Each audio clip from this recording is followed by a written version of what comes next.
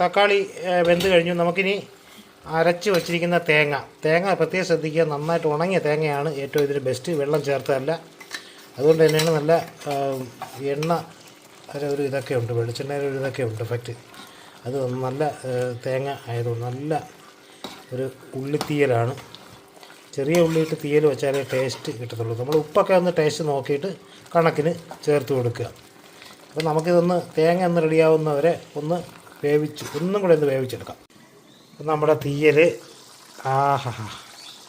തീയലിൻ്റെ ആ ഒരു നല്ല തിളയും നല്ലൊരു മണമൊക്കെ നന്നായിട്ട് എണ്ണ തെളിഞ്ഞ് വന്ന് കിടക്കുകയാണ് നമ്മുടെ തീയൽ. വെള്ളം ചേർത്ത് അരയ്ക്കാനേ പാടില്ല. നന്നായിട്ട് ഉണങ്ങിയ തേങ്ങയാണെങ്കിൽ വറുത്ത് നന്നായിട്ട് അരച്ചു കഴിഞ്ഞാൽ നല്ല പേസ്റ്റ് രൂപത്തിൽ ഇതുപോലെ കിട്ടും. നല്ല അടിപൊളി തീയൽ. നമ്മളെല്ലാ കാലത്തും തീയൽ എന്ന് പറയുന്നത്